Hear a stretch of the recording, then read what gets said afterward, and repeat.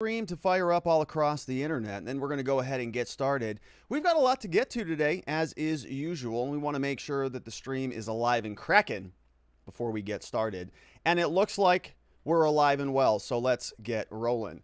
Hello, my friends, and welcome back to yet another episode of Watching the Watchers Live. My name is Robert Gruler. I am a criminal defense attorney here at the R&R Law Group in the always beautiful and sunny Scottsdale, Arizona, where my team and I, over the course of many years, have represented thousands of good people facing criminal charges. Throughout our time in practice, we have seen a lot of problems with our justice system. I'm talking about misconduct involving the police. We have prosecutors behaving poorly. We have judges not particularly interested in a little thing called justice, and it all starts with the politicians, the people at the top, the ones who write the rules and pass the laws that they expect you and me to follow, but sometimes have a little bit of difficulty doing so themselves. That's why we started this show called Watching the Watchers, so that together with your help, we can shine that big, beautiful spotlight of accountability and transparency back down upon our system with the hope of finding justice. And we're grateful that you are here and with us today because we've got a lot to get into. We're going to start off by talking about the Supreme Court of the United States, SCOTUS, because today they came out with two opinions. We want to get into those. We're going to be talking about Obamacare. So Obamacare, this is the third time that it's been up in front of the Supreme Court, and it is sticking around. So if you were waiting for the Supreme Court to do something useful, well, today is not the day, so keep holding tight. So we're going to be talking about that. It was a 7-2 ruling. And of course, it's going to be based on standing. We talked a lot about that during the election litigation. And so here we are revisiting standing. We also have another case where the Supreme Court sided with a Catholic adoption agency when the city of Philadelphia said, we're not going to contract with you anymore because of your religious stance as it relates to LGBT adoptions. Supreme Court came out and said, no, you got to actually contract with them, because they were just exercising their religious freedom. So another interesting case. We've got some SCOTUS news that we're going to get to. Then we're going to change gears and talk about federalism. Remember federalism from 8th grade? I kind of did. And I went and I found somebody named Mr. Tinkman who teaches an 8th grade class. And we're going to do a quick lesson on federalism because we got to get back up to speed with this Missouri Second Amendment preservation case. If you recall, earlier in the week, we talked about Governor Mike Parson from Missouri, who actually signed into law a new bill that basically says if the federal government wants to come out here and interfere with our Second Amendment rights, we're not going to allow that to happen here in Missouri. And so they signed that into law. Well, what do you know happens after that happens? The federal government doesn't like that when you tell them that, hey, maybe you should stay out of our business. So right away, the U.S. Attorney's Office, being spearheaded by Merrick Garland, we all know him, fired off a letter through his acting assistant, deputy attorney, whomever, sent a letter back over to Missouri and said, we're the federal government.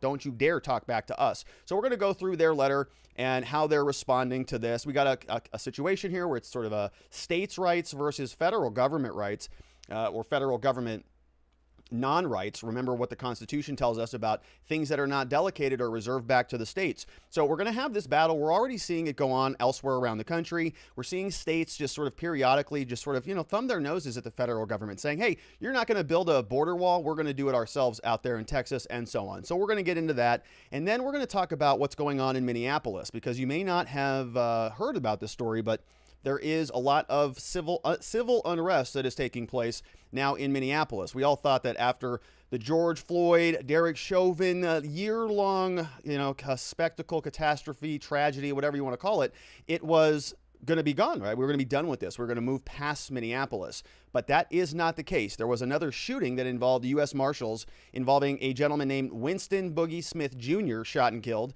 So then there were some protests that took place there in Minneapolis. Well, guess what happened? When they were congregating and protesting peacefully, somebody rammed their car into the peaceful protesters, resulting in the death of another woman named Deanna Marie Najic Erickson. So then she was killed, and many people are saying the person who was driving that car is a white supremacist, and this is another racial killing. So there's a lot of unrest that's sort of bubbling up there in Minneapolis, and sounds like some of the officials there, city officials, are calling in some National Guard. I think 100 National Guard are on standby in case things get a little bit unruly. So we're going to take a look at that and more. We want you to be a part of the show. I'd invite you to come and do that by going over to watchingthewatchers.locals.com which is our community where we do other things. We have a monthly meetup. We just did a law enforcement interaction training. We post links throughout the day. You can download a copy of these slides.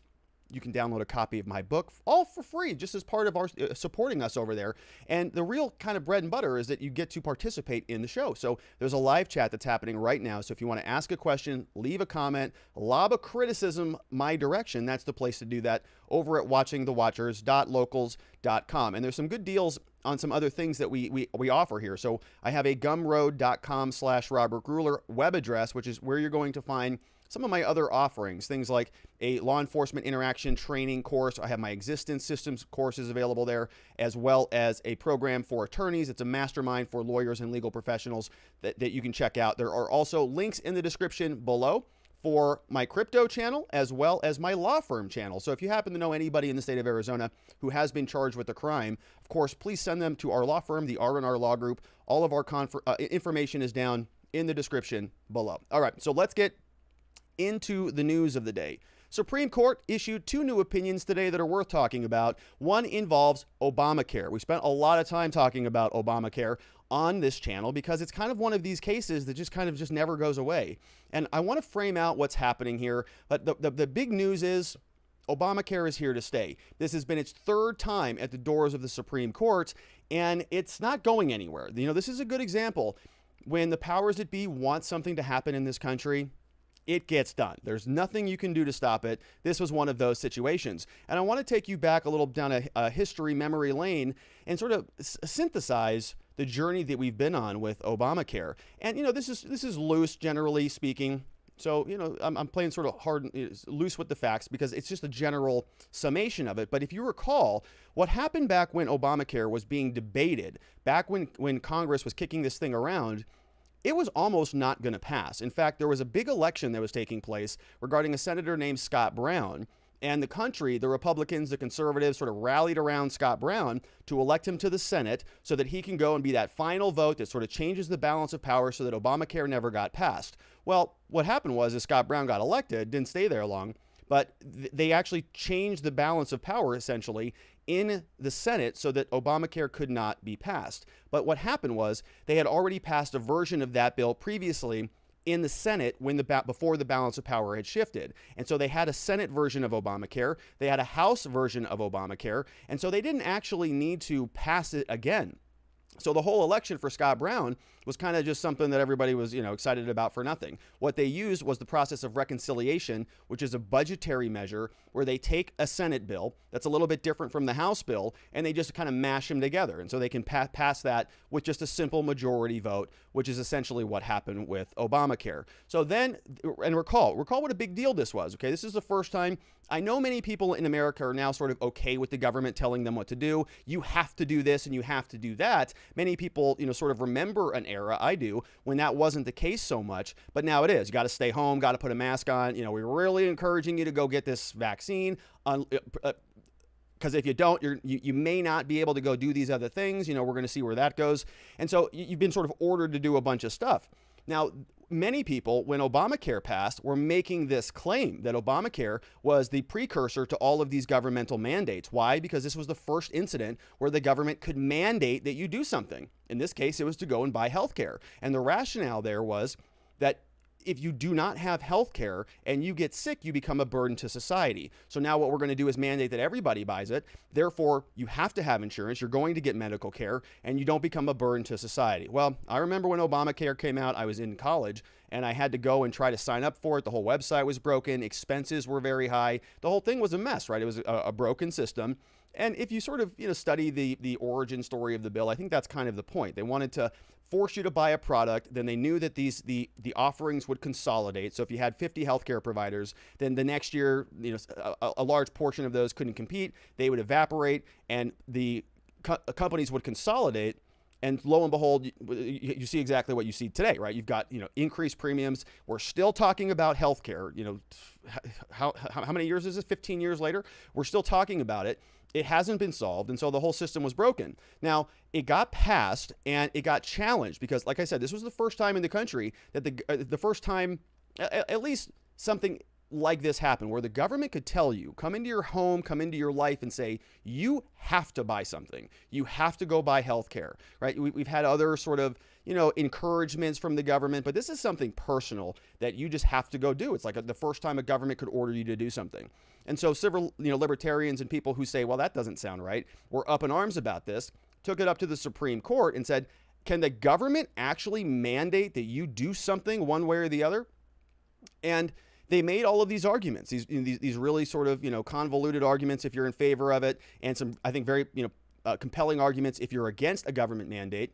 And what happened was the Supreme Court kind of just came out in a 5-4 ruling, and Chief Justice Roberts, who was a supposedly conservative judge, actually joined in the majority ruling, sided with the left wing of the court, and passed Obamacare. It said that he recategorized it, okay? Essentially took this issue that nobody was really making an argument about anyways, this mandate portion of the bill. Can the government mandate, order you to do something? We all know that now they can. They can tell you to stay home, do whatever they want, really.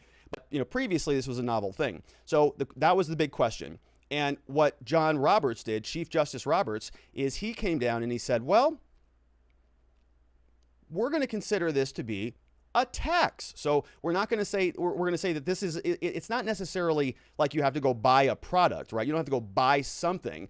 We're just going to reframe this and just categorize it as a tax. And we know that the tax, we get taxed everywhere, and there's nothing you can do to contest that. So they just took this mandate to go buy a physical product, a service, insurance, from their marketplace. It's sort of like, hey, we're mandating you go buy this, a car. Well, I don't need a car. That's too bad. We think you do. So you have to go get it. Well, what if I don't want to get it? Well, you're going to be a burden on society because you can't transport yourself. Well, I don't need transportation. Well, we think you do. And there's going to be a big problem if you don't get it. We're going to tax you. And so the government then funnels you into their little marketplace where they've got the control of the marketplace, and they can sort of, regulate that to their heart's desire, and they can break the healthcare system, essentially. Healthcare system is kind of a disaster. We saw how good it was the last year. In fact, they told us we had to lock you down because of the problems with our healthcare system, the overcapacity. We can't deal with this. We're not properly prepared. We don't have enough PPE, and the list goes on and on. So they say that they know what they're doing. They have no idea what they're doing,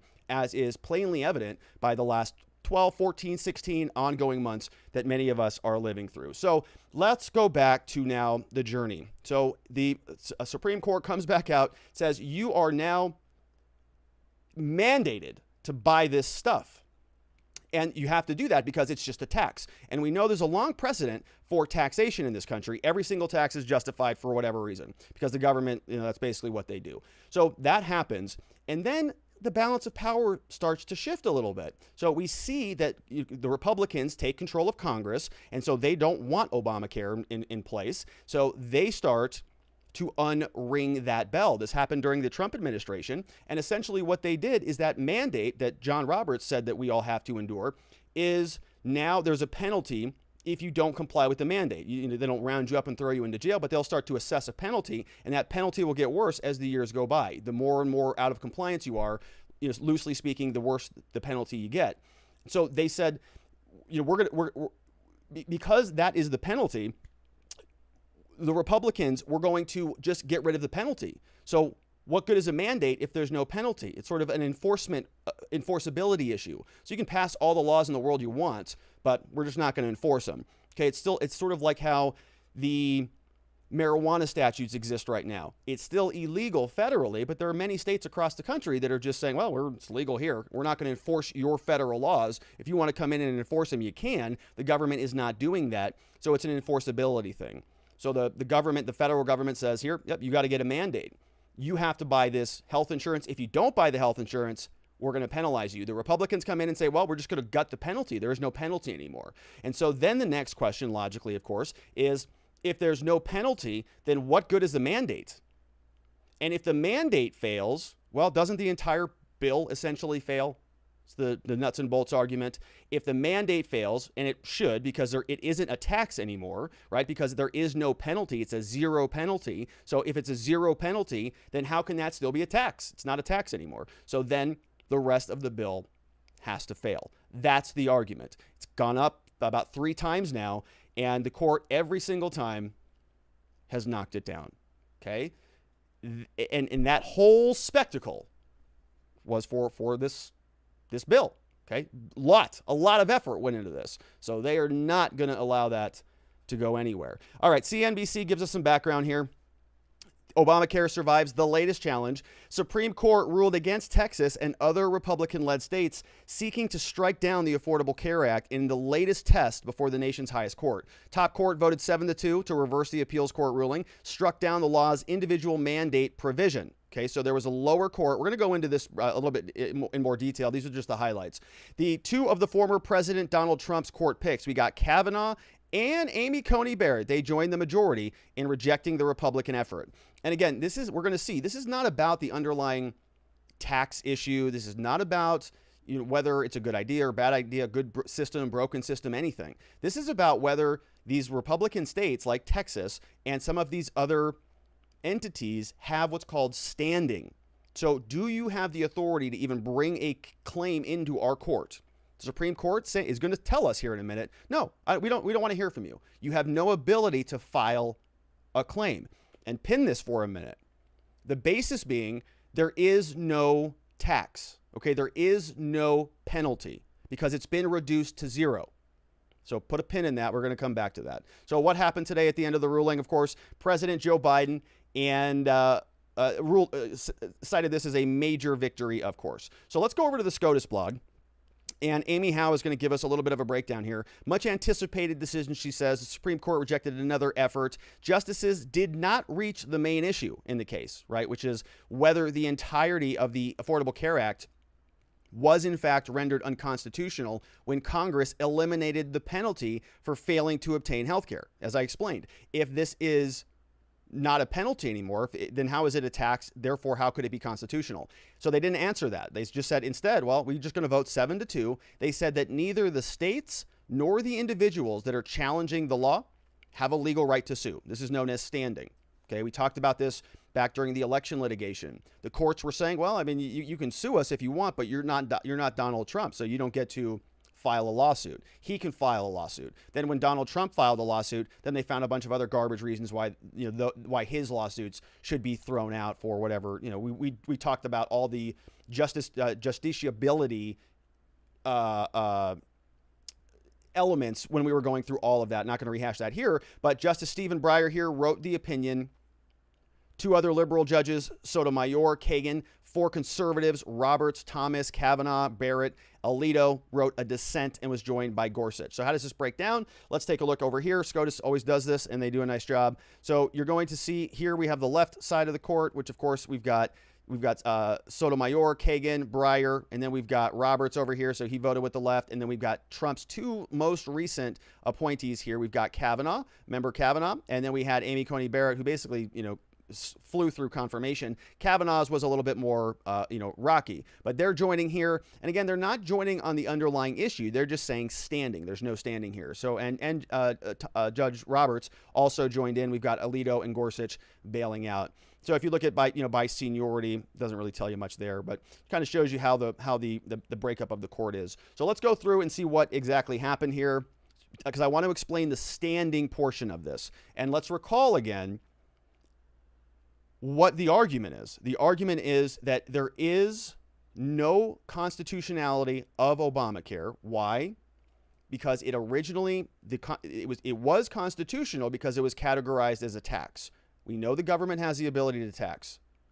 Now that the government has basically wiped out the tax portion of the bill, how can it be still categorized as something that's constitutional if it's plainly not a tax? Okay, so watch what happens. Because the fact that Congress reduced the tax to zero, as we're going to see, is the very thing that gives them no standing. This is when you're going to see what I'm saying here, but watch this. All right. Unlike the tense 5-4 ruling that was issued in a prior case, the court's decision on Thursday was not close. 6 justices joined Breyer's opinion that neither the states nor the plaintiffs have standing to challenge the mandate. The individual plaintiffs, Breyer explained, they said that they are harmed. Okay, we're suing. They're saying, hey, we're harmed. We have a right to sue here because they have to pay each month for health insurance to comply with the mandate. Breyer says, well, the problem with that argument is that Even though the Affordable Care Act tells them to obtain health insurance, the IRS, it really can't impose a penalty anymore if you don't get insurance. So there's no other government action connected to the harm. So there's no standing. So do you see what happened? So because Congress reduced the penalty to zero, the court is now saying there is no harm to you people. So you can't sue us. What are you complaining about? Well, we say the Affordable Care Act says that we have to go get health insurance. And they say, yeah. So what if you don't go? What if you don't go get it? They say, well, nothing. The IRS can't impose a penalty on me because the Republican Congress gutted the law. So the court says, okay, well then what are you suing for? You can't come in here and sue. You haven't been harmed yet. So you know the next, of course, question would have been, well, why didn't the Supreme Court take the case? Or maybe they're going to argue that they did when there would have been standing. So they accepted the case to hear it and then throw it back out and say there's no standing. All right, let's finish this and then we'll do a little bit of analysis on it. Breyer continued, nor do the states have standing to challenge the mandate. So if you're an individual person, you can't sue anymore because you don't have standing because the penalty is zero. Also, if you're a state, you also can't sue. Although they allege that they are injured because their residents, they say, in an effort to comply with the mandate, they enroll in state-sponsored programs like Medicaid. It costs the state money. Breyer emphasized that the states have not shown a link between the mandate, which is unenforceable, and the decision to enroll. So he says no standing at all. So my point here is that the law can just be finagled however you want it to. You know, you can call it a tax, pass it, reduce it, gut the tax out, invalidate the constitutional underpinning, say, well, it's not really a tax anymore. So rather than the Supreme Court saying, oh, it's not a tax anymore, so we're just going to invalidate the law, right? They can't do that. So if somebody else sues and says, okay, well, since it's no longer a tax, we're going to sue, we've been harmed by this bill. They say, oh, no, you haven't been harmed, actually, because it's not a tax anymore. So we're just going to leave it in play. So it's just like a boxer just dodging everything, right? No, we're going to do everything humanly possible to make sure that this stays in place. And it's not going anywhere. So if you're betting on Obamacare evaporating, it's ensconced. Every single element of this institutional power structure, Republicans, Democrat, what doesn't matter. It's sticking here, and it's probably just going to continue to snowball, as we all know, right? In his dissent, Alito described the court's ruling as the most recent chapter in our epic Affordable Care Act trilogy. He lamented that the ruling follows the same pattern as installments 1 and 2. He says, with the Affordable Care Act facing a serious threat, the court has pulled off an improbable rescue. Alito would have held that the states have a right to challenge the mandate. He would have then ruled that the current version of the mandate is unconstitutional. And as a result, the rest of the ACA should also be invalidated, which, of course, is the right legal justification. Because we all know that in the current version of this, if you sort of add all of the court's positions on this together, they can't find that it is still constitutional. So they have to throw it out on standing because they don't want to hear the case. Useless. All right. Next up, we've got, now here's Barack Obama now. He's very happy about it. He says, today, the Supreme Court upheld the Affordable Care Act again. Right. Third time. He's right. This ruling reaffirms what we've long known to be true. It is here to stay. Barack Obama is right about that. No question about it. So Supreme Court, let's see if they get, another case. Let's see how they do on this one. So Supreme Court here sides with a Catholic adoption agency that refuses to work with LGBTQ couples. So we're going to go through this one. This one is a little bit more complicated because there were two issues that were sort of intertwined in this one, whether they were going to revisit a prior case called Employment Division versus Smith. So we're not going to really spend time on that issue. The bigger issue here is really about the relationship between a lot of different moving parts. We've got the city of Philadelphia, and they are in a position where they're facilitating adoptions. And there is an adoption agency that is affiliated with the Catholic Church called the Catholic Social Services Organization. And so, of course, they've got a religious affiliation, but they help place children with adoption families or foster homes or, whatever that's called these days. I don't mean to be, pejorative there, but it's a complex relationship. So we have LGBT couples now who are wanting to work with the city. We have the city now who may be trying to contract with Catholic social services, and you can see where there may be a conflict of interest, maybe, religiously speaking, or, ethically or morally or whatever, between all of those different parties. People have different beliefs about what's appropriate with adoption. And now you're talking about bringing the government in and helping to facilitate these different relationships. So in Philadelphia, then what they said is essentially we're going to prioritize the LGBT couples and adoptions with them.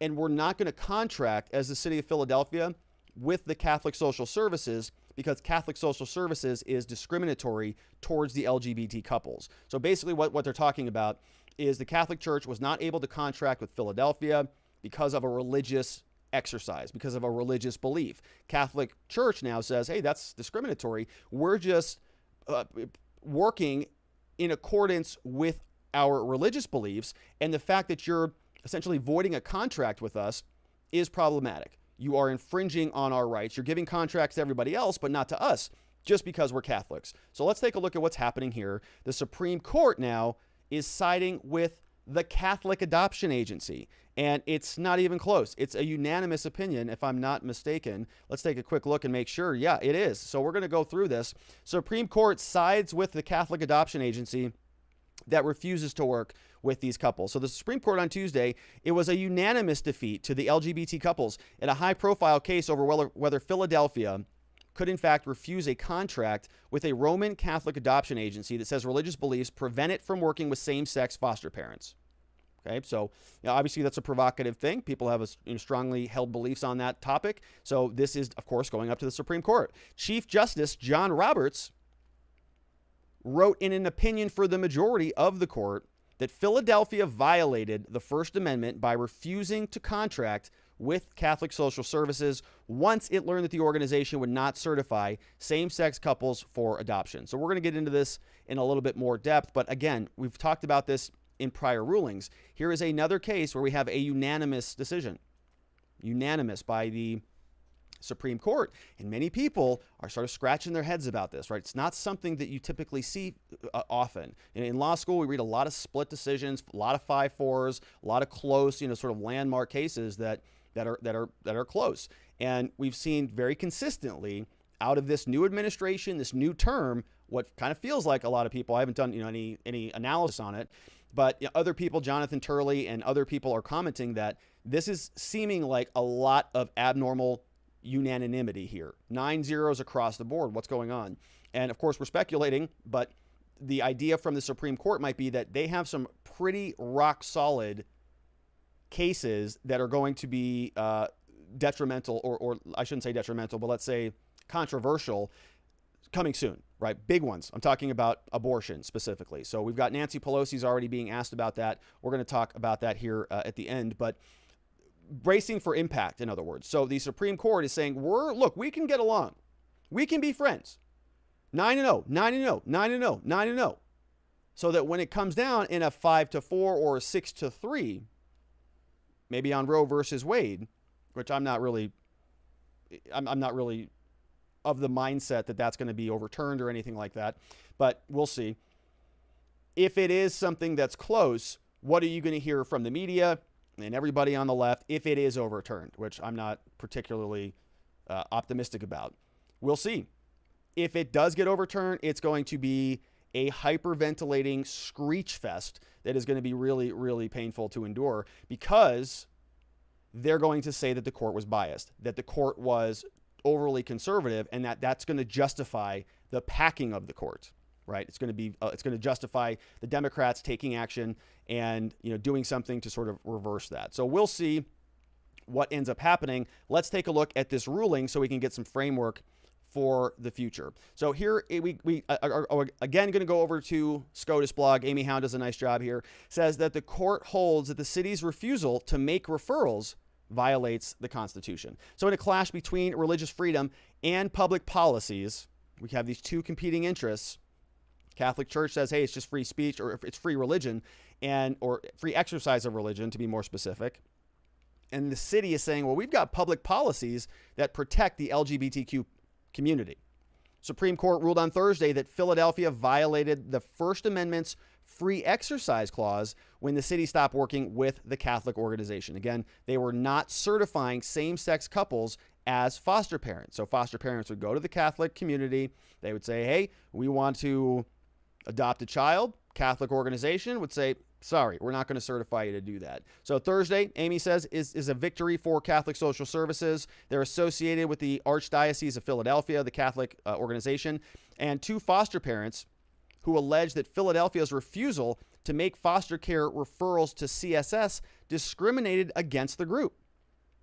Okay, so this is 2 foster parents now who are actually, it sounds like they're bringing the lawsuit, suing the city, saying, hey, you didn't give a referral over to them. Maybe these are 2 Catholic parents that want to go through the Catholic Social Services, but they are not getting an opportunity to facilitate because Philadelphia said you're discriminatory.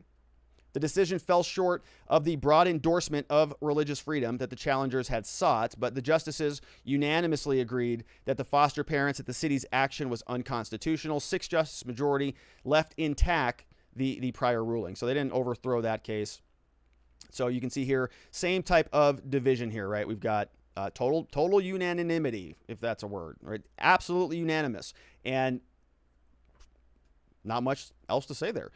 We've got different opinions here on this second case, but again, that's a secondary issue, so we're not going to mention that. This case, as we sort of have deduced thus far, started in 2018. Philadelphia City Council, they passed a resolution. They said no discrimination. They stopped funding and making referrals over to CSS once they found out how they sort of refused to certify people. CSS, 2 foster parents. We've got the Sims Bush family. They went to federal court. They sought an order, so they were demanding that the city start sending referrals back over to the church. They said that cutting them off was a violation of all their rights, and the Supreme Court ultimately agreed with them.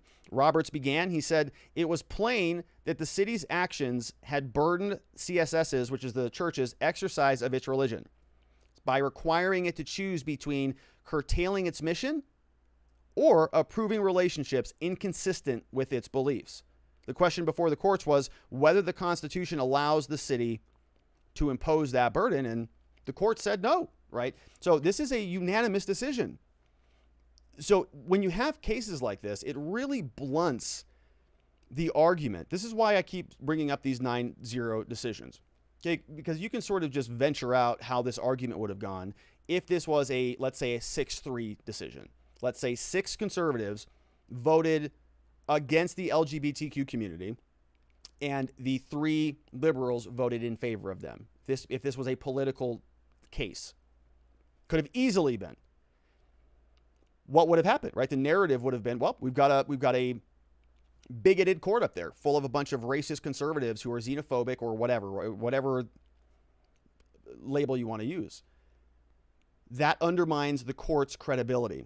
It reduces their legitimacy. And we've said this many times here when talking about the enforceability, how these different governmental bodies function. The Supreme Court is based on legitimacy. The executive, they've got the Justice Department and the FBI. Legislative branch has the power of the purse. Justice Department, it's kind of just, the courts, judicial department is just kind of, hey, it's because we're legitimate and sort of rely on the other 2 branches. So what we're seeing are a consistent showing of unanimous rulings so that it blunts that opposition. It's hard to come out now and say it's a bunch of racist, bigoted, xenophobic, anti-LGBTQ people up there if the 3 liberals also agreed with them and said, hey, yeah, it's a free speech, it's a free exercise of religion argument, and we went through the rules and this is what we say. So that the next time that it does get controversial, maybe they can point to their track record of working together. We'll see. Now, abortion, it's next up. We all know that's coming down the pike, and the media is ready to go with it. So a reporter here from CBS News said, hey, Pelosi, is an unborn baby at 15 weeks, a human being? She says, well, let me just say I'm a big supporter of Roe versus Wade. I'm a mother of 5 children in 6 years. I think I have some standing. So she's got standing. She's on this issue as to respecting a woman's right to choose. So here's Representative Pelosi. Thank you, Madam Speaker. I'm with CNS News. The Supreme Court this fall will review a Mississippi law that bans most abortions after 15 weeks of pregnancy. Is an unborn baby at 15 weeks a human being? Let me just say that I'm a big supporter of Roe v. Wade. I am a mother of 5 children in 6 years. I think I have some standing on this issue as to respecting a woman's right to choose. Is it a human being? Yes. Speaker, Yes, ma'am. And we're going to go to the next question. Does not want to answer that one, right? Well, I'm a big supporter of Roe versus Wade. That's a perfect political answer. She's not bad at just skimming right over some of that stuff. All right, so let's take some questions over from watchingthewatchers.locals.com. Thank you so much for your support over there. That's where the live chat happens every day, and there's a lot of good stuff happening there at watchingthewatchers.locals.com. First up in the house is Want to Know says, wasn't that 1,000 pages of documents dumped on Congress and idiots voted for without even reading it? Our Congress at its finest. Yeah, I think this was the one where Pelosi, actually, speaking of her, came out and said, well, we have to pass the bill in order to find out what's in it, because they don't want to actually read it. That's a lot of work. We've got Want to Know says Biden and Kamala looked good giving out a new federal holiday that is a paid day off for misfaith or at least double time. Thank you. Some just get the day off with no pay. So I don't know. Didn't they just pass this like today? I don't know what our policy is here. I'll have to ask Miss Faith what our policy is. I'm sure she'll give me some good guidance on that. So we have a new holiday. It's a federal holiday and it's paid off. Another paid off holiday. That's great. That's really good. Happy about that. We've got Kelly Stew says, so could we get a refund for previous years over there on the Obamacare plan? Can you get a refund on your, because it was reduced to zero. We all paid a bunch of money for, subpar healthcare, and Kelly wants to know, can I get a refund back? Can we call our credit card companies and reverse the charges on our federal government? Speech Unleashed says, do you think maybe the SCOTUS are making deals with each other? Yes, I do. For instance, the conservative judges tell the liberal ones, we're going to side with you on the Obamacare case, and then you will side with us on the Catholic adoption case. So I don't think that it's necessarily sort of like that obvious, right? It's like a trade-off. But I absolutely think that they're negotiating, or they would never categorize it that way. So I want to be careful here, right? I don't want to speak out of turn with the United States Supreme Court, but certainly, right? We know that legitimacy is a big concern with the courts, and in particular with Chief Judge Roberts, somebody who he's talked about it a lot. And we've seen him historically sort of kind of be the waffler in the middle. And I've speculated that I think he waffles and sort of joins one side or the other for that very purpose. I mean, just to be sort of a negotiator. He's less concerned, in my opinion, right? This is just an opinion, about the legitimacy and the long-lasting legacy of the court under his leadership than with any particular issue. Okay, he's going to be on the bench as the chief judge for 50 years.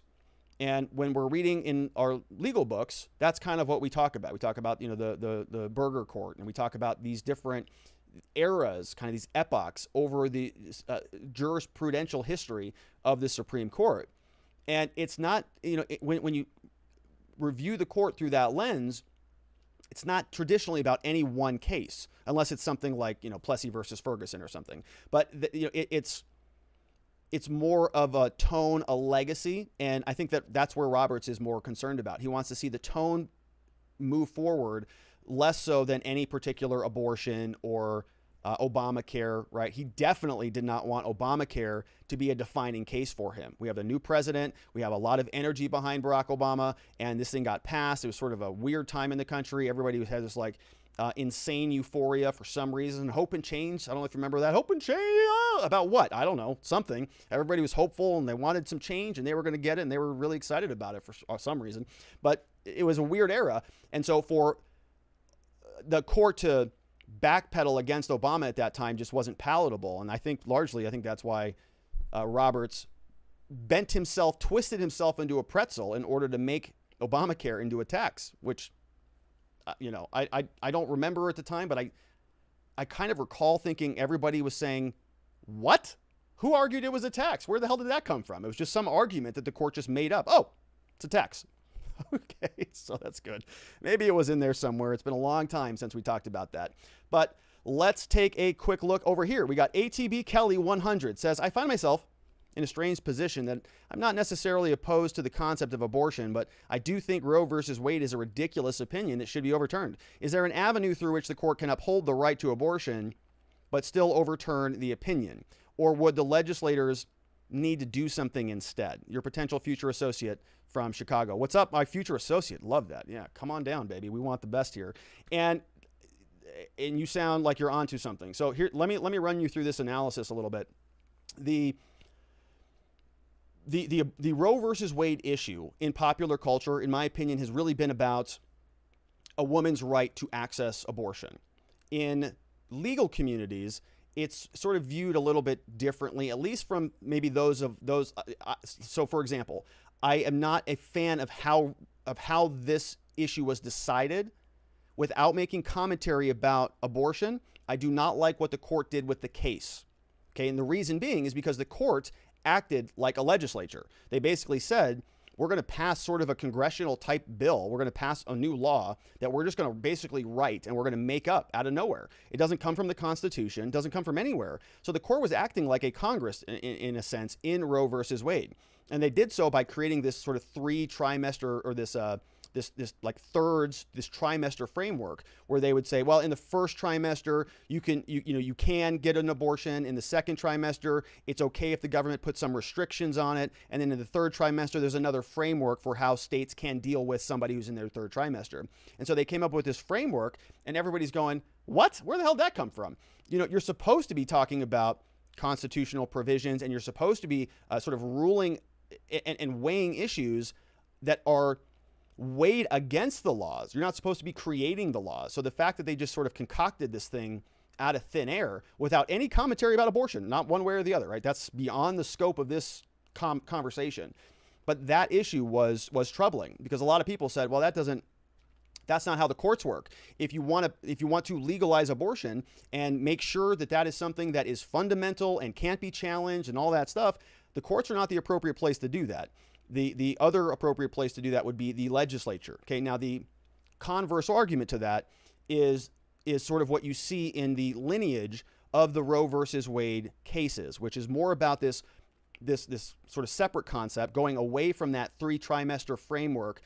The first trimester, certain regulations, and they sort of get the relationship there in the Roe case was more about this sort of inverse relationship. As society started to gain more interest in the life of the fetus, then it became more reasonable to allow the government to regulate abortion further. So as a child or as let's say a fetus or a zygote or whatever, when it becomes a, what's the word? Inseminated, when it becomes a zygote, whatever it is. I was one. I used to be one. I don't even know what it is. But when I was first that little thing down in there, at that moment, there's still debate about what that is and what that means. And so the framework, the court in that framework said, well, the state doesn't have as much interest in that life form or that clump of cells, however you want to define it. But they said as that matures and as it grows, it starts to resemble sort of more a human, and society has kind of invested in the development of that person. And so now we have more interest. The government can have more interest in wanting to protect the unborn. So it's this inverse relationship. And that's why they created this three trimester framework that they just pulled out of their rear ends. So in the next lineage of cases then, it went away from that. And they just started to say it was about a constitutional type of right, about access to, right, this is where the right to choose comes in, and that anything that infringes upon that is in the Casey versus Planned Parenthood lineage of cases, talking about an undue burden on a woman's right to choose. And so the framework changes a little bit. And it does so without explicitly overturning Roe versus Wade. So, do I think that a woman's right to abortion or anything like that is on the way out in this country? I don't think so at all. So, I think your question is on the mark here because you're talking about, can the court still uphold abortion or uphold the provision or still sort of protect a woman's right to to access those things while overturning Roe versus Wade? And I think the answer is absolutely yes, because the progeny of the Roe cases has sort of gone down this undue burden trajectory where the analysis there is whether or not a government law is placing an undue burden on a woman's right to an abortion, which is, you think about these things in terms of, I am not an abortion connoisseur, okay, here with the case law, the jurisprudential stuff here, but they talk about some of these undue burdens here as delaying a woman's ability to get an abortion if you require her to listen to a heartbeat or listen to an ultrasound prior to getting an abortion. They say that maybe is too dissuading. And so it's a very complicated situation, and it's not one that I venture into often, but it is going to be in front of all of us here very soon. And of course, it's going to be very, very volatile. And of course, I do not want to get into the volatility at all about this particular issue. It's not really my wheelhouse, candidly. I spend a lot of time in the justice system, and that's more of a cultural issue. But I do think that it is something we're going to be talking about. We're going to be covering whatever the case looks like here, certainly. And so just brace yourselves for that. All right. And so great questions. Thank you for that. Future associate from Chicago, future associate ATB Kelly is going to be in the house, which is great because we're going to need some help at our law firm, the R&R Law Group. You can see right here, we do a lot of stuff. We need some great help regularly. So we're always looking, honestly, this is not a joke. We are always looking for good people to join our team. If you're looking for something, always feel free to send us a resume and an email to employment@rrlawaz.com. Those are going to go to Miss Lily, and she'll be able to take good care of you. Let's get back to the plug. Here's what we can help with: felonies, traffic tickets, drug charges, of course, DUIs, misdemeanors, domestic violence, all that stuff. QR code will take you to our website. Phone number for a free case evaluation is 480-787-0394. And I know many people say, Rob, I will never be in trouble. I will never, ever have a need to call you. That's true. But that might be because you've taken a course like this called Law Enforcement Interaction Training, available now at gumroad.com/Robert Gruler, which is where I have some great courses that you can buy, and you can support the show by following me here. Throw that email address right in here and download the Gumroad app on any one of these app stores. But the course that's really going to be something that's worthwhile is this Law Enforcement Interaction Training course. 2.5 hours of some good stuff. We got into it. There is a 1, 2, 3 rule for dealing with law enforcement. There's only one rule. 2 is the 2 questions that a police officer can ask you. Number 3, the 3 responses if they ask you a question that is not one of the other 2. See how that works? Pretty clever. So go check that out. Available at gumroad.com/Robert Gruler. And thank you for all of your support. All right, we're going to change gears. We're going to be talking about Missouri. We spent some time talking about Missouri earlier on the week. Before we get into it, we've got to talk about federalism. You may recall this concept from 8th grade. I certainly do. I think about it a lot when I'm pondering why our federal government is sort of stomping its boots on our necks on a repeated basis, day in and day out. I get kind of tired of it. And I was thinking about federalism as a concept. And I remember back when I was, I think, in 7th or 8th grade, learning about this concept. And when I went on to Google to try to find an image to prepare for the show today, I stumbled across Mr. Tinkham's 8th grade class. In fact, he has a lot of his materials right on the internet. And so if you want to take a look at what he's got here on his, it looks like he set up a little bit of a wiki here, and it's available. It's open to the public.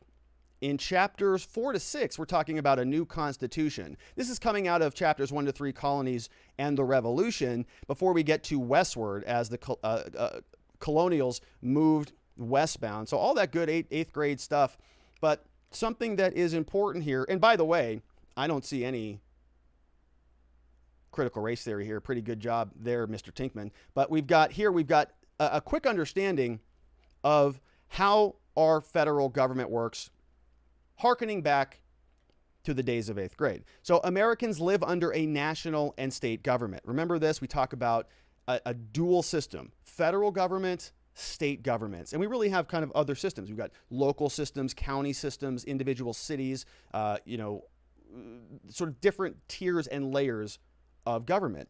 Well, when we talk about the 2 big ones, our states and our federal government, you may recall from 8th grade that the national government is entitled to certain things. They do certain things. They maintain the military. They declare war. They run the postal system. They set standards, weights, and measures, and they protect copyrights and patents.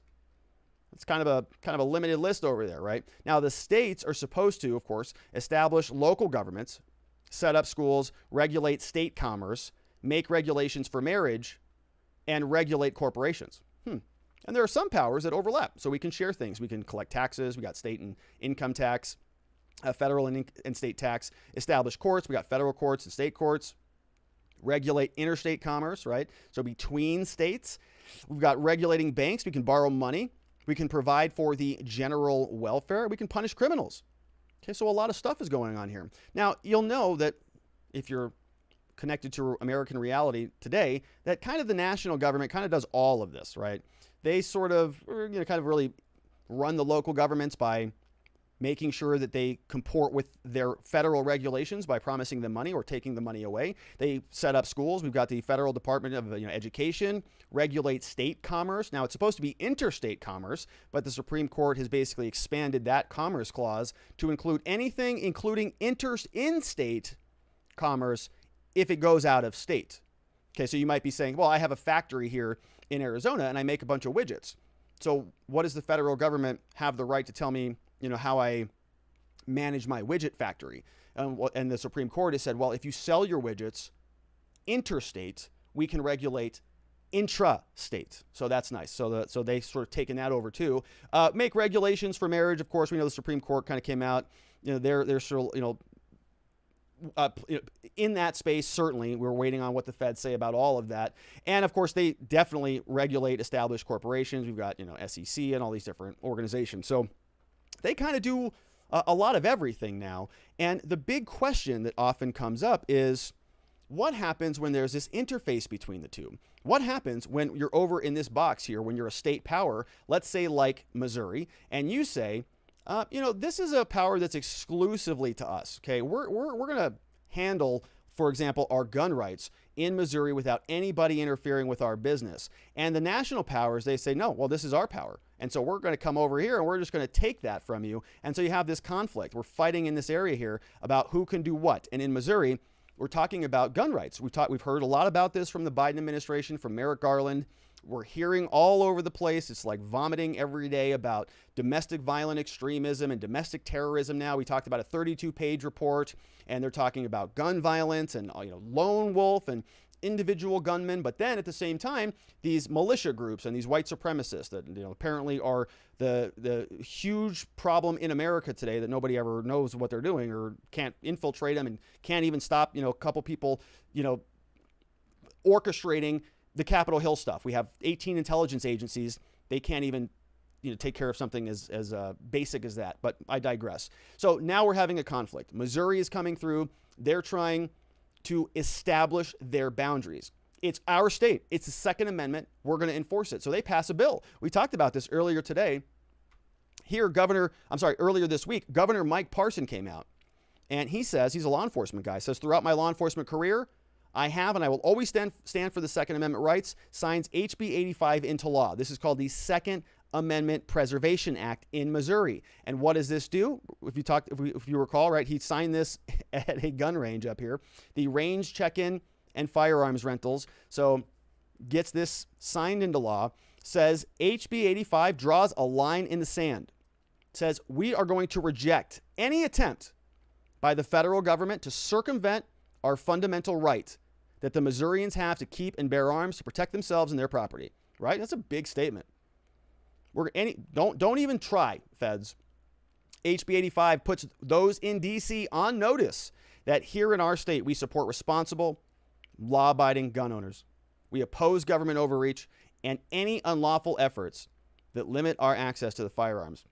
So, my friends, this sounds like somebody who's mouthing off to the feds. They don't like when you do that.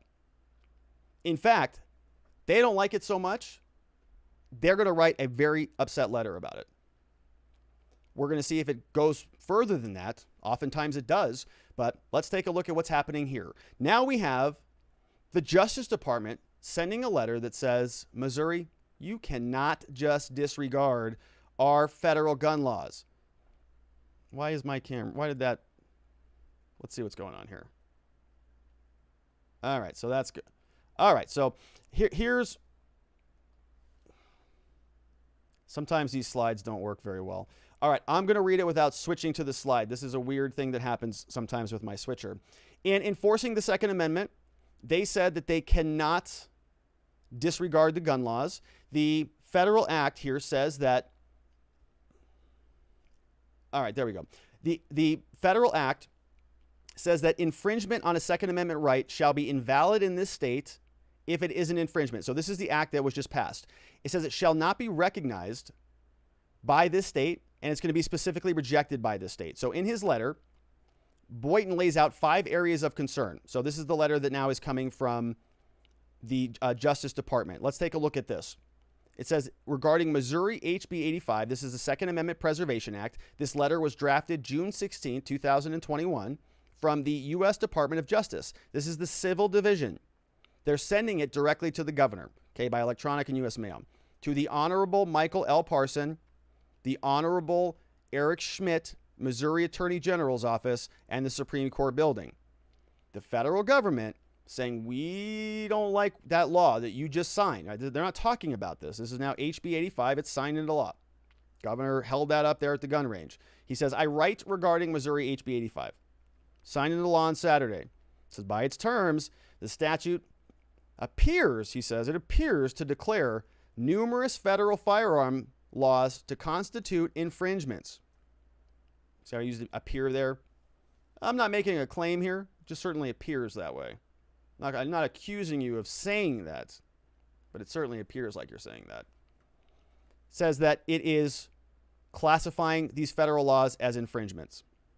It says all persons enforcing laws, Missouri law, okay, it says the public safety of the people of the United States is paramount. We're concerned that, absent clarification, HB 85 threatens to imperil a long-standing and close cooperation between the feds and law enforcement agencies in Missouri. It's basically saying, hey, we want to work together at a time when homicides are up in Missouri and all of these things. Can't we just be friends? As explained below, he says, numerous provisions raise significant federal law enforcement and legal concerns. In light of significant public safety risks, we request you take action to clarify the scope of the law and respond by Friday, June 18th. That's tomorrow. Think he's going to get a response? Let's see what he wants. He wants clarification about a couple things. Let's see. He says, well, HB 85 here, it includes a number of provisions that raise concern. Of course, for us, the federal government. Not for Missouri, for the federal government. So he said, section 1.42 says that, federal acts, laws, all this stuff, they are infringements. So if it's a tax, that's an infringement. If it's registration, that's an infringement. If you want to track ownership, that's an infringement. If you want to forbid possession, like a federal prohibition law, which they're talking about, red flag laws, all that stuff, that's an infringement. If you want to confiscate firearms, that's an infringement. And guess what? If you do that, if you recall, we talked about this, it is $50,000 per occurrence. All right? It's under Missouri law. So if some federal agent comes in there or somebody does something to infringe this, then $50,000. And I asked this when we covered this story originally, what happens if it is like they come and seize 5 guns?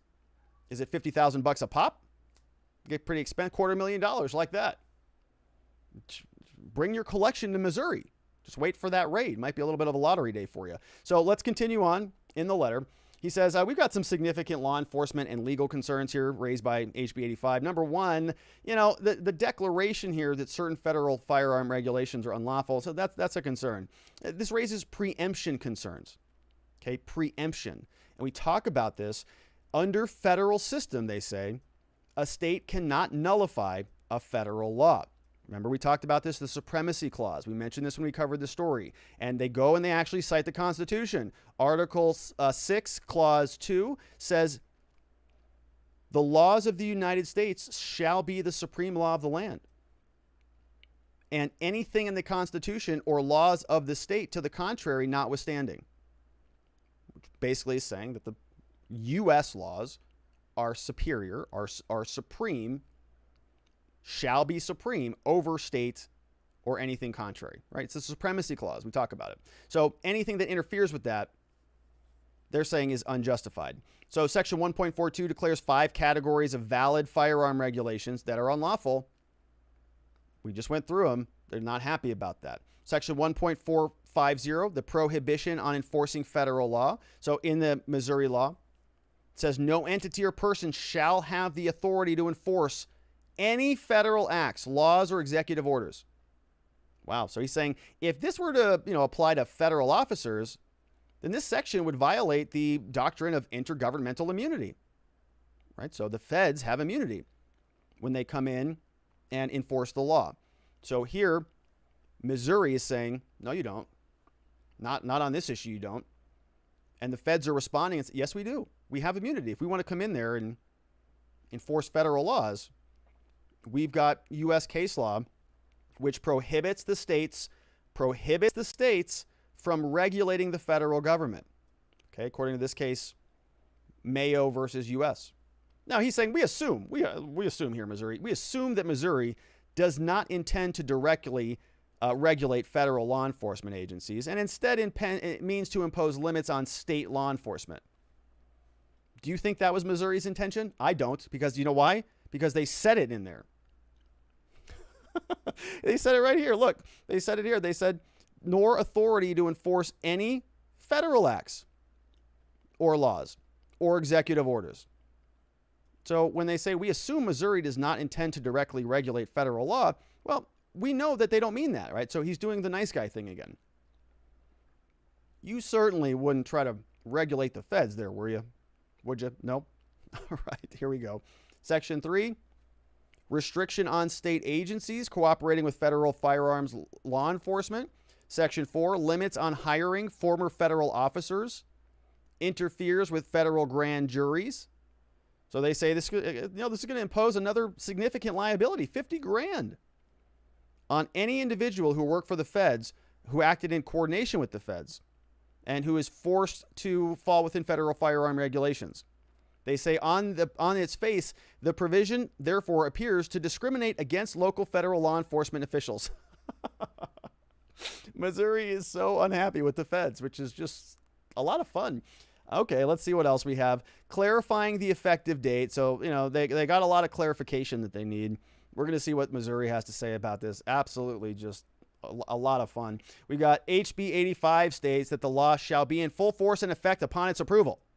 So like now, but they don't know what that means, because it says we've got some other provisions that say, after August 28, 2021. So clarify for us. Absent clarity on this score, we have concerns that important law enforcement efforts could be chilled. Yeah, because if the feds are going to get popped with a $50,000 fee from the state of Missouri, charged with some sort of violation of this HB 85 law, that can add up pretty quickly. And now ordinarily you would say, well, you can't charge the feds. Like if the feds are coming in here and trying to regulate and enforce federal regulations, well, they're allowed to do that. And Missouri said, no, they're not. We don't care. It's fine. We don't care. Let's see what else. Under the Supremacy Clause, Missouri lacks the authority to nullify federal law, to shield Missouri businesses or its citizens from the reach of federal law, or to obstruct and prevent federal employees from doing all this stuff. Okay? Federal law, ATF, FBI, U.S. Marshals, U.S. Attorney's Office, and the list goes on and on. We need to do our business, right? Signed off on here by Brian Boynton, Acting Assistant Attorney General to Merrick Garland. So they want an answer tomorrow by Friday, June 18th, or they can contact him if they want some further information. It's always fun when they want to enforce federal law when it sort of is their issue. Okay, in this situation, for example, it's about gun control. But what happens if we're talking about maybe illegal immigration? Then we hear the argument that feds should stay out of it, right? If individual cities want to be sanctuary cities, they're entitled to do that. It's their own business. Let the feds stay out of it. And we have many sanctuary cities all around this country, don't we? California has, I think, a lot of them. And there may be good reason for that, or it may be a good policy decision, but in this case, they don't want you to allow your local government to run things. In other cases, they're perfectly okay with that. Very convenient. All right, so let's go over to reason.com. Oh no, let's finish this article here. It says this bill was the focus of the Republican leadership there in Missouri. The measure saw extensive pushback from the other side of the aisle. Democrats said it is a defund the police measure, which would encourage fringe groups. So we talked about most of this last time. So the question that I had that I wanted to sort of frame out for you here was, what was this concept, right? Because the federal government, legally speaking, is accurate, right? The Supremacy Clause exists. The Constitution's pretty clear about that. And the United States Supreme Court has confirmed that. And this was actually done for good reason. If you go back historically speaking about the sort of the birth of America, you may recall that we had the Articles of Confederation. That was our first attempt at sort of organizing the 13 colonies, or the founders then were trying to do that. And it was just a little bit too loose, right? The different states or colonies at the time were having trouble organizing an army and generating enough revenue, and it was all just sort of a little bit too discombobulated.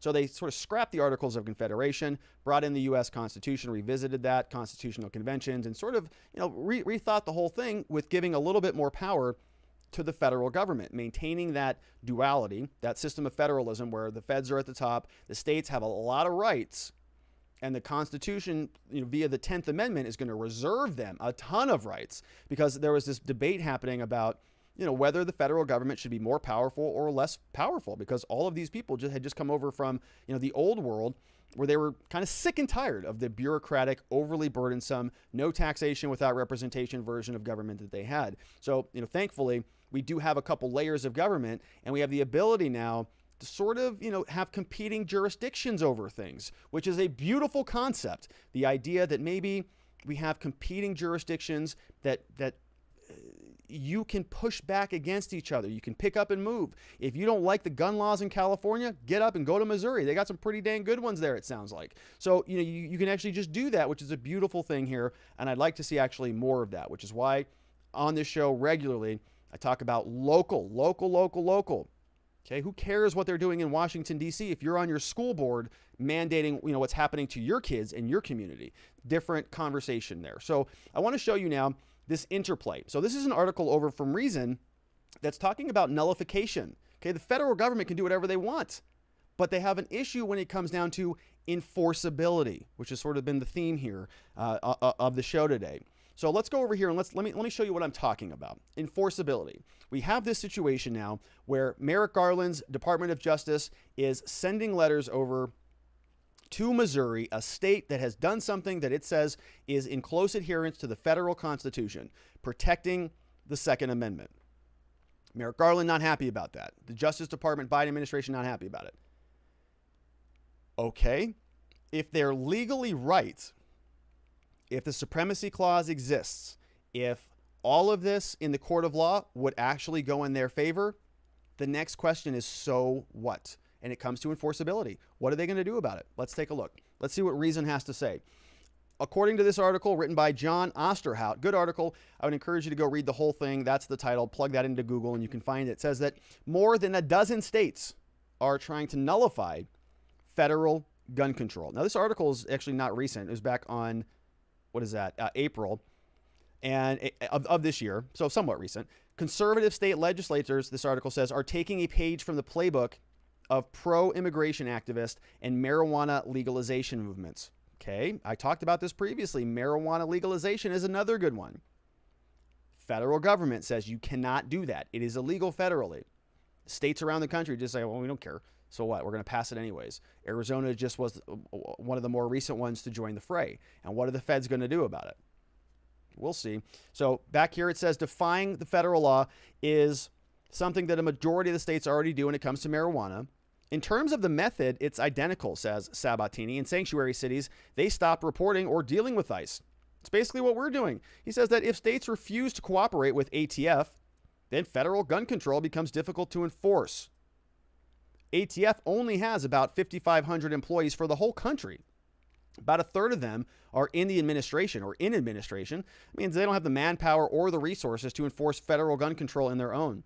Maximum capacity, he says, a year in, year out, 8,000, 10,000 closed cases. So if you get a combination of more than 10,000 people violating a federal act, and then on top of that, you have states and local communities refusing to participate in enforcement, you've then opened the door to actually nullify that federal act in practice and effect.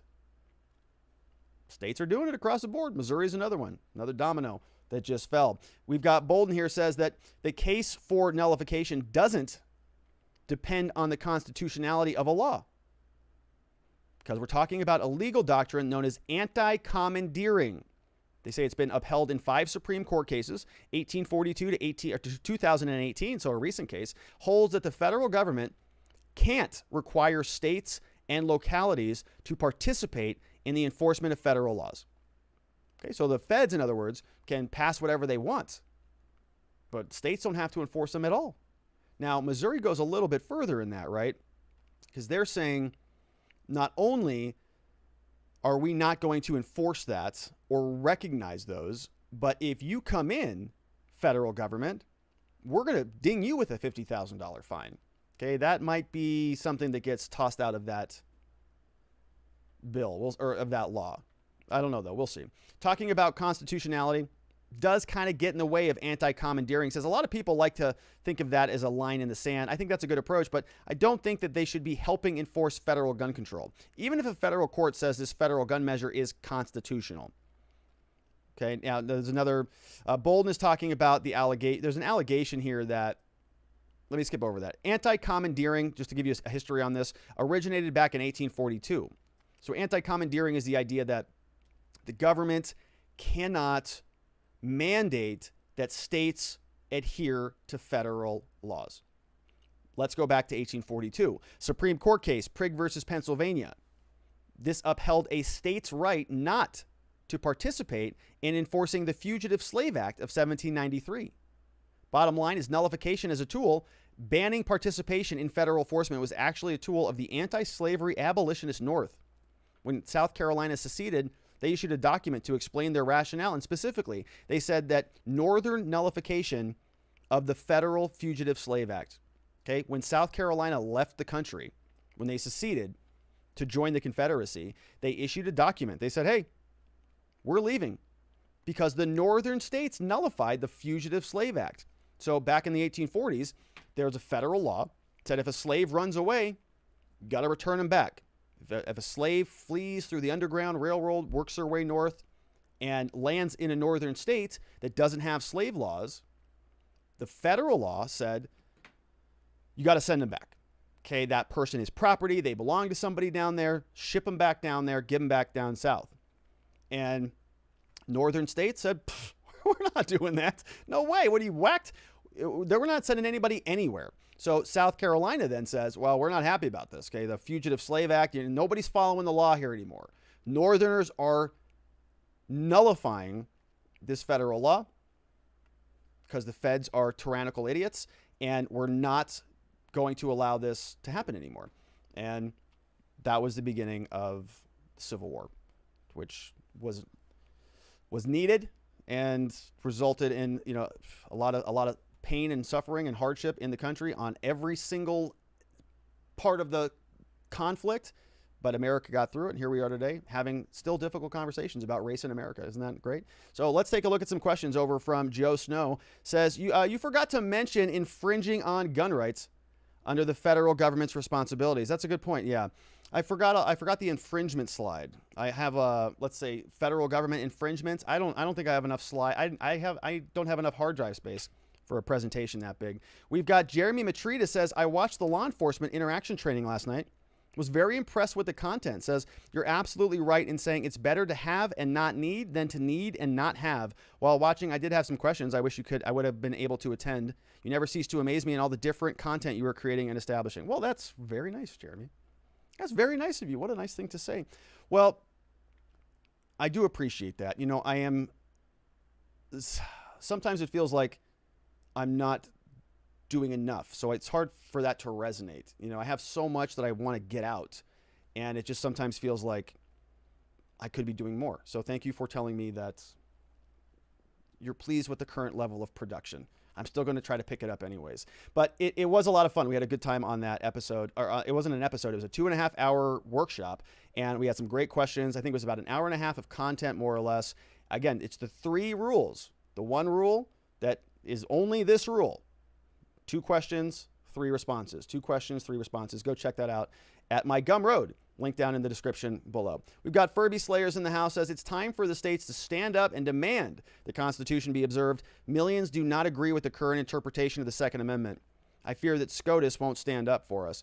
Well, SCOTUS is, I'm not sure that gun rights are really on the ropes. I know that it's a very popular thing to talk about right now. I know the Democrats make heyday about this. It was Beto's thing for a long time after the shooting in Texas. That was his whole platform.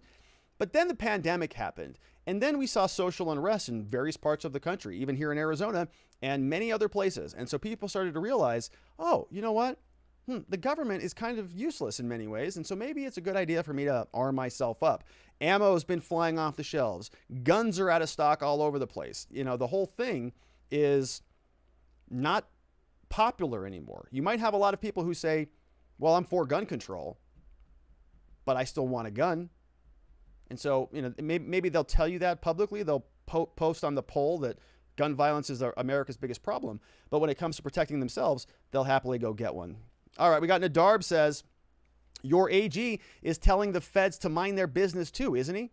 Dealing with the audit. That's right, he is. So Merrick Garland then did his little finger wagging BS in our faces too. He said, oh, you auditors down there, you're doing some bad stuff. You better stop that right now. And Mark Brnovich fired off back to him and said, what, buddy boy? Excuse me?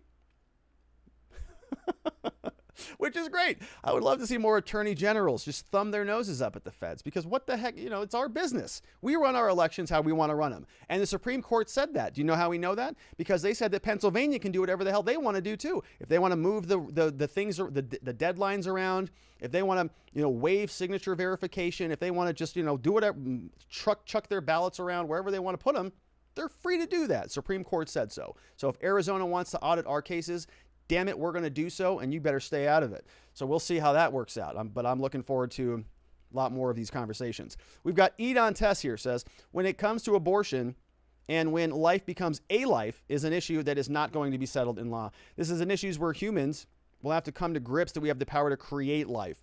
Be that a God-given ability comes from the unknowable universe or something that comes from the process of evolution. We have the power to create life, and we have to come to grips that there is a responsibility with that ability. Props to Joe Snow, who is making this case on the locals group. Yeah, I think you're right about that. There are some things that are outside of the purview of the law. And, this is an existential question. And there's probably not going to be an answer that all of humanity is going to settle upon. So I think when it comes to these issues, the idea is you create a framework that gives people the maximum amount of freedom and you give society the maximum amount of benefit. I mean, those are sort of my guiding principles. And I don't really, have a stake in this fight, but I understand the sort of the legal framework, and I have concerns that the legal framework of Roe versus Wade is going to be something that sort of justifies other bad law down the road that will go into my professional area, right? I'm not a family law attorney or a child development person or anything like that, but this is an issue that has been at the forefront of the legal mind of the country for ever. I mean, for as long as I've been alive, since the 1970s, we've been talking about this.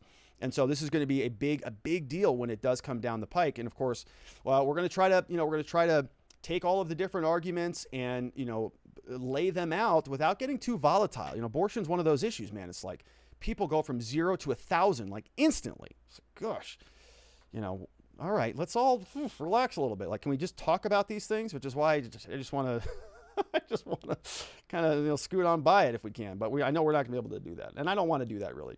I'm just joking. Okay, let's go next. We got Want to Know. It says Oregon has constitutional carry. Counties and cities have passed laws that say you can't openly carry and allowed to do that. They did it. Yeah.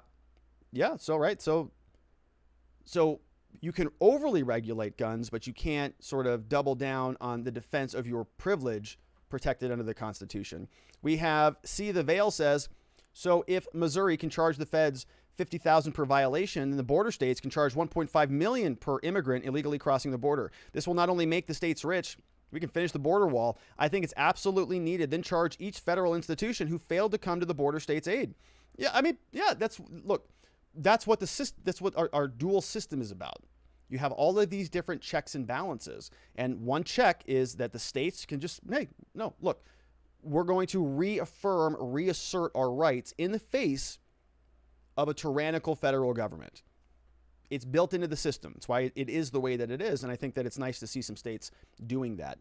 All right, we've got last up on this segment says, how do the sanctuary cities for illegals come into play with Missouri basically being a sanctuary state for the Second Amendment? Yeah, so it is a very similar argument, right? It again comes down to enforceability. And then, of course, what happens? So enforceability being, it's up to the states to enforce state laws, but they have no obligation to enforce federal laws. So in the case of, let's say, the Second Amendment, the U.S. Justice Department now currently is saying, well, we're going to make some enforcement decisions as it relates to firearms. Okay, this happens all the time. Just because a law is on the books doesn't necessarily mean it is enforced, right? Prosecutions take place based on charging decisions. A prosecutor can look at one case and say, well, that warrants criminal charges, and something that's very similar doesn't, because of certain situational factors that may or may not exist. So when you have a new administration come in, they adjust their prosecutorial priorities. They say, well, it's a new guard in town. We suddenly don't care about those cases, but we care about these cases because it's a political maneuver. And so what's happening here, right, is certain demographics are being, let's say, favored, or certain policies that favor certain demographics are not being enforced, is a better way to put it. That immigration policies that are in favored cities are not being enforced on a federal level. This is called sanctuary cities, and this is largely being done because the sanctuary cities and states are nullifying the feds. They're just saying, no, we're not going to communicate with ICE. We have no reason to do that. So if you're going to be if you're on the side that favors that, then you should also favor Missouri doing that, right? Because they're also exercising state rights. If you think that Missouri is problematic, well, then theoretically you have an issue with nullification. You would also have an issue with sanctuary city nullifications. Now, people will sort of split that argument if they can, and they'll say that one is about humanity, right? Being humanitarian in the case of sanctuary cities, whereas somebody who is in opposition to gun control is a gun nut, monster, conspiracy theorist, white supremacist, xenophobe, bigot, whatever. So we all know how that goes. So, all right, one more plug here for the R&R Law Group. This is our law firm in Scottsdale. We talk a lot of stuff on this channel, but at our law firm, we have boots on the ground. We have a whole team of people who are dedicated to helping good people facing criminal charges to find safety, clarity, and hope. Our phone number is right down here, 480-787-0394.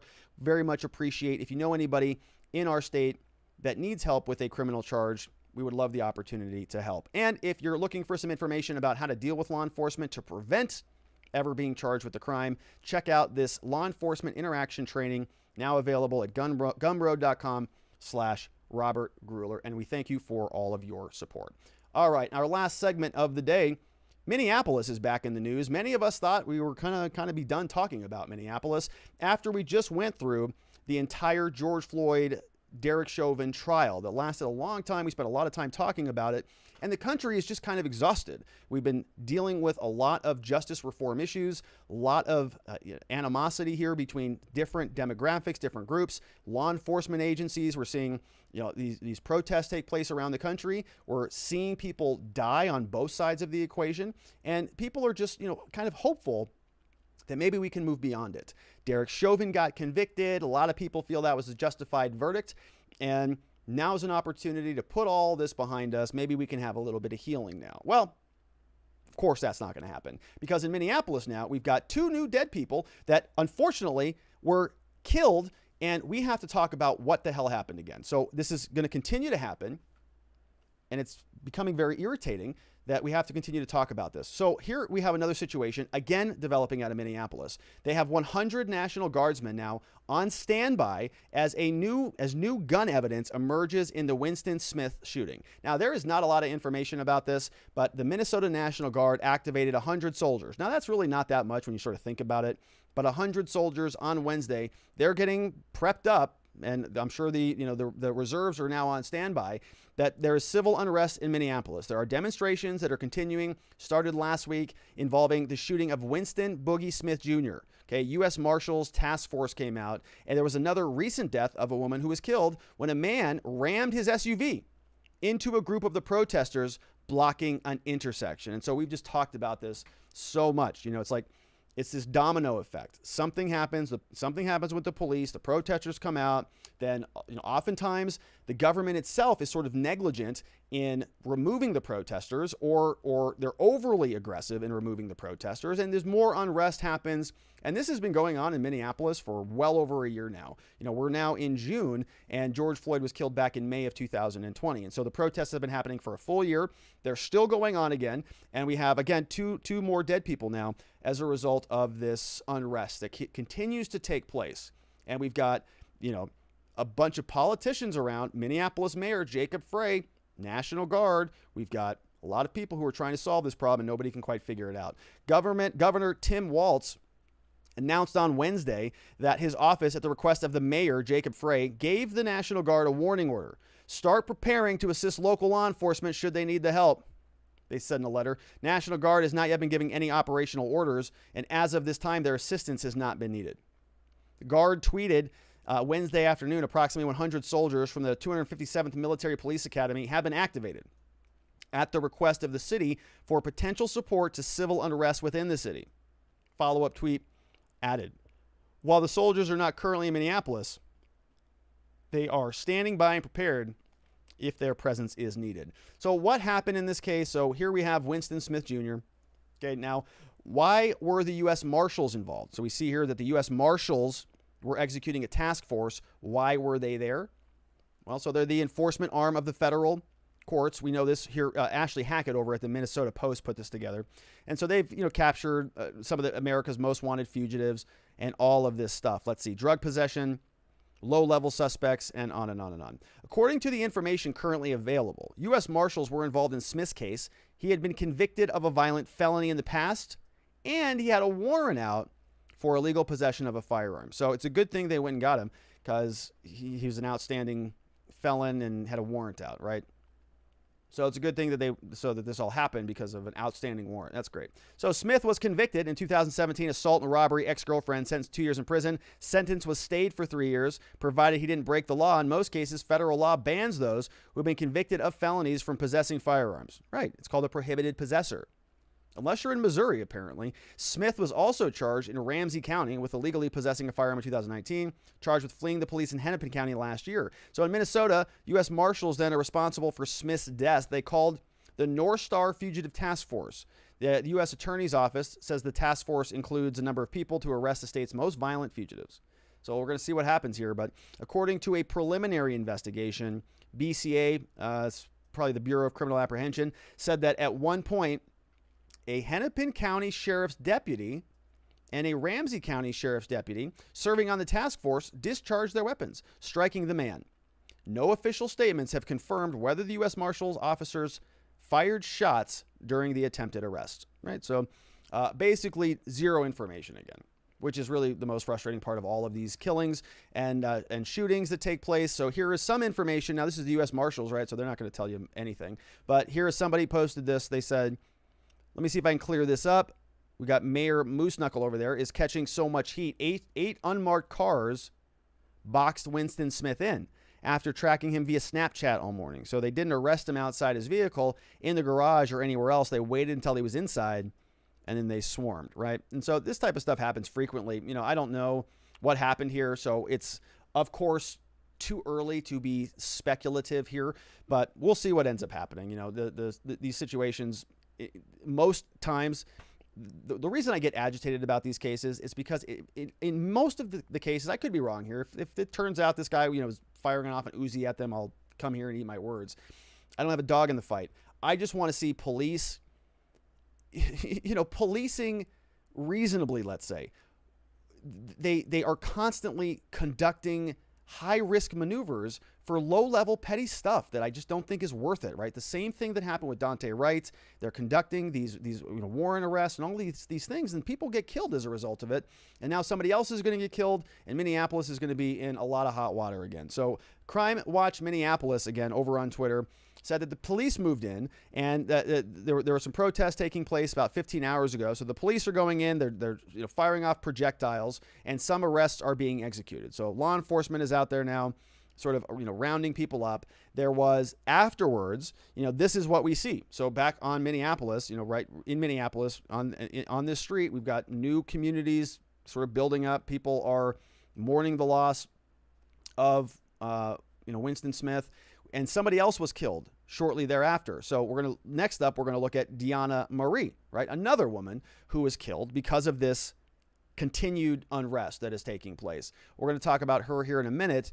Here's what the scene looks like. Not as many people as maybe you would have seen for a George Floyd rally, right? I don't know if people still have the energy anymore, but of course there's a lot, there's a lot of people out there. Now, let's go back to the guardsman story. If the guardsmen are brought into Minneapolis, police chief requested that they be assigned to teams with law enforcement officers and concentrate on property protection details and static traffic posts. In a letter that was addressed earlier, state officers, they've maintained communication about ongoing peaceful protest and potential civil unrest. They say, it is my request that the state make Minnesota National Guard assets available to ensure calm and order throughout the city without being deployed. Preparedness is essential. City asked for the National Guard at least 5 times since the death of George Floyd. Latest request comes as protesters and city officials compete for control of the intersection of Lake Street and Hennepin Avenue in Uptown. City crews have repeatedly cleared the area, but each time the protesters have moved back in after the police leave, they want the area to remain closed to traffic, as has occurred at the site of Floyd's death, downtown by Cup Foods. It's come to known as George Floyd Square. So why are they setting up at that intersection? Well, because of this gal. Now, Ben Crump is sort of just chomping at the bit. I think he just sort of just sits around and waits for these stories and just updates his Twitter all day. But he posted this. This is her. This is Deanna Nagic. Okay, she was killed 3 days before her 32nd birthday. She was protesting the fatal police shooting of Winston Smith when another driver accelerated into her and others. Okay, due to this malicious act, another family must now cope with the sudden loss of their loved one. So this is the story now. Late on Sunday, her name is Deanna Nagic Erickson, killed after a man rammed his SUV into a group of protesters. Vehicles parked to block off the nearby intersection. Driver, 35-year-old Nicholas Krause, was charged with second-degree unpremeditated murder. Been in custody since early Monday. Police said protesters initially pulled him out of the vehicle and beat him. His motive remains unclear, though the Minneapolis police said that alcohol and drugs may have been contributing factors. They're calling him a white supremacist. We don't know if that's accurate or not yet. A search warrant also said that Krause admitted to being the driver, gave illogical, irrelevant answers, telling police that his name was Jesus Christ and Tim Burton. Been a carpenter for 2,000 years.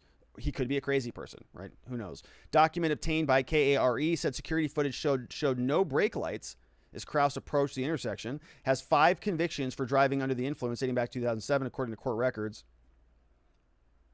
His driver's license was canceled. So, okay. So they're going to be protesting that. They are protesting that. I've seen on Twitter already today that, they're calling him a white supremacist. Sounds like he's a crazy person, but all right, here's a scene. Here's what the scene looks like from where the accident occurred that resulted in another dead person in our cities. We have what looks like to be some pretty serious damage, right? This was the intersection, so it's now cordoned off. This was the driver. Looks like the front of his car is jammed up. This car looks like it may have had an impact. Those tires look blown down there. Let's see what else, right? So that car, tires are down there. Looks like an impact here. Looks like the airbags went off on that one. So this guy's airbags, I think those may have gone off. Front is mashed up there. Cops taking a load off over here. We've got, so this is where the protest was. See, Winston is written down here. How many? We've got Free America. All right, so let's take a look at some questions. What do we have coming in here hot from watchingthewatchers.locals.com? We got Farmer's Daughters here, says, to expand on Jeremy's comments, I have no doubt We are all in awe and inspiration how much you give of yourself. As to the need comment, my father's first of all, thank you for that, farmer's daughter. As to the need comment, my father's favorite saying was when we wanted something he didn't want to get us, like a horse. His response was, my job as a parent is to make sure you have everything you need, not everything you want. He was a great father in that regard, but I never did get a horse. LOL. Yeah. Thank you for that, farmer's daughter. That's a nice story. You know, I think that's a good point, right? There's certain, I think, sort of baselines that we try to adhere to. It sounds like your father had some good wisdom there, right? And I think there's a lot of value in not giving people everything they want, especially kids. A lot of the best lessons I ever got was somebody telling me I'm not going to give that to you, right? Or the better lessons, you can't get that. You can't have that. Because what does that make you do? Want to go get it and work pretty hard to do so. So I really do appreciate that. I mean, it means a lot. You know, I have a lot of fun spending time here with you, and I have just a lot that I want to do. One of the things that I try to work on regularly is sort of relax a little bit. I have a business coach that I work with, and he's constantly telling me, hey, you don't have to fight for everything. Just take it easy, relax a little bit. Because it's sort of in my DNA. It's why I wanted to be a defense lawyer at some point, because I like to fight and I like to, you know, go out there and get after it. So sometimes when I'm sort of resting a little bit, I'm feeling like I should be working, and I got to just calm down a little bit. So, you know, I think there's a people talk about balance. I really don't like that concept of having balance, but there is, I think, a little bit more focused, intentional rest could be useful. Probably for you too.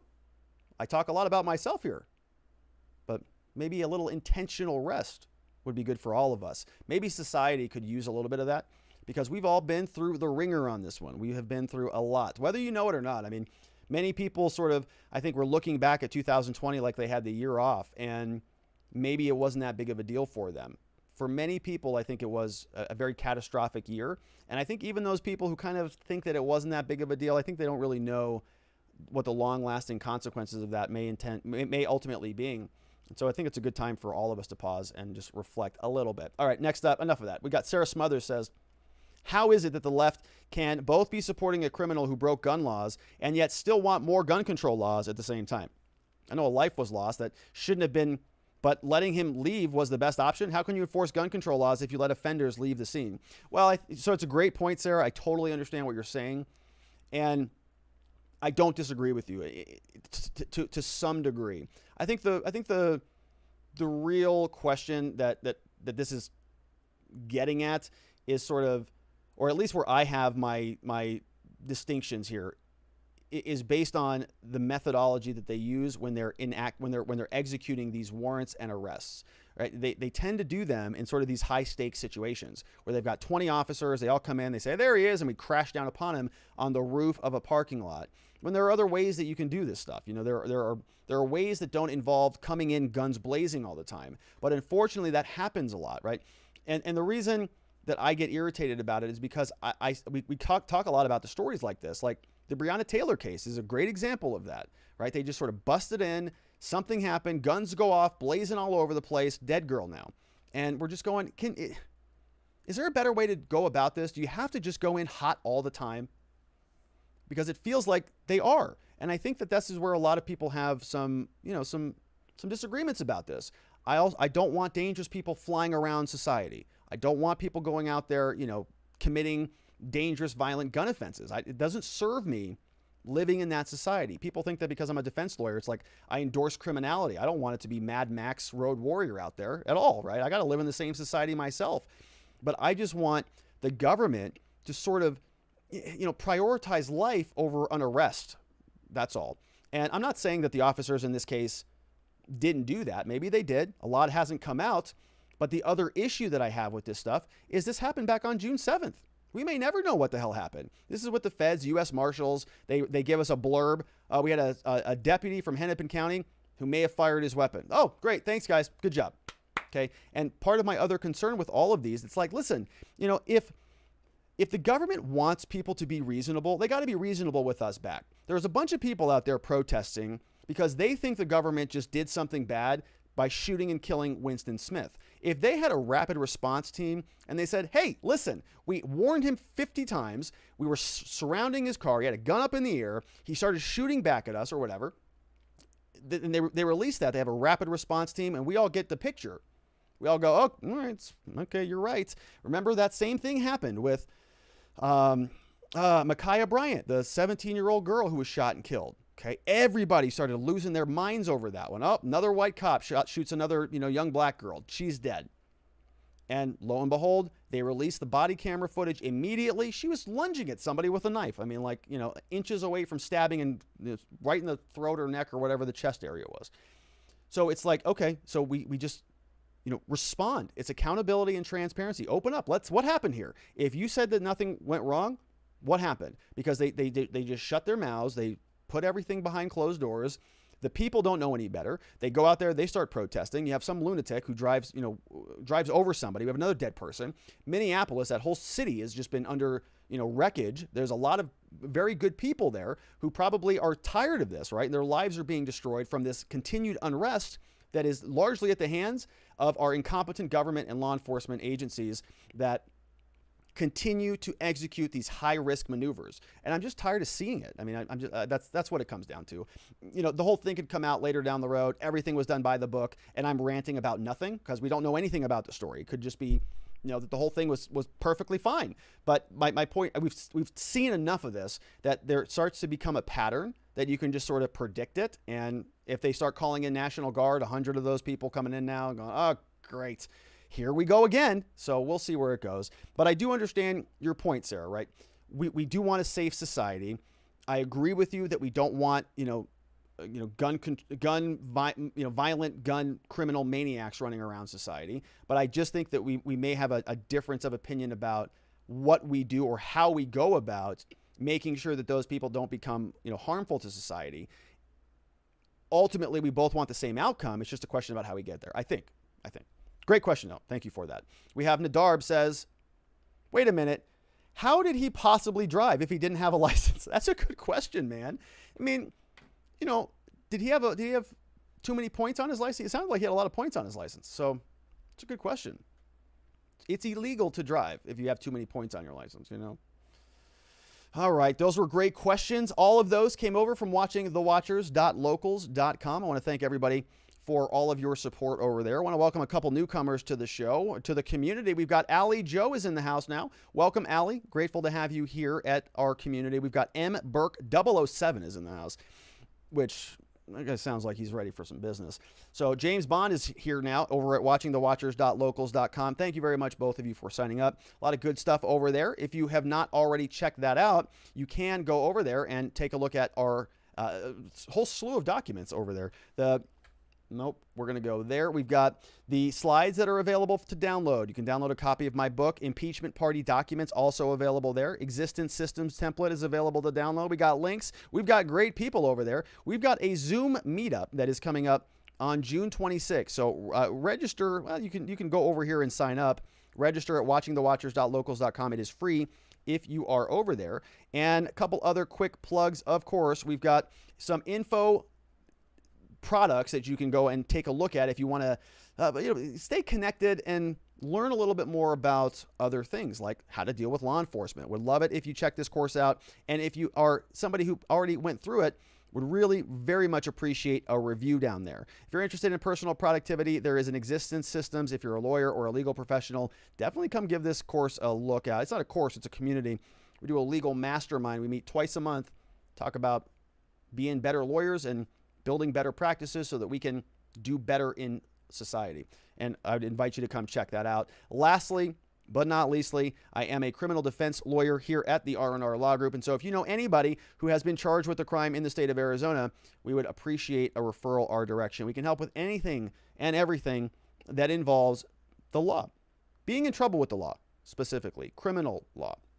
That means things like drug charges, domestic violence, DUIs, even traffic tickets. We have a lot of criminal traffic violations in the state of Arizona that are, in fact, quite serious. So if you need some help or you know anybody that might, we would be honored and humbled if you sent them our direction. We love the opportunity to help good people find safety, clarity, and hope in their criminal cases and beyond that in their lives. We'd very much appreciate it. Anybody you sent our way, we'll make sure we take very good care of them. And that, my friends, is it for me today. Want to thank you for joining us. We're going to be back here same time, same place tomorrow. Going to be at 4 p.m. Arizona time, 5 p.m. Mountain, 6 p.m. Central, 7 p.m. on that East Coast for that one Florida man out there. And everybody else, be well tonight. Sleep very well. Have a hearty dinner because we're going to be ready to go tomorrow. I'll see you then. Have a great evening. Bye-bye, everybody.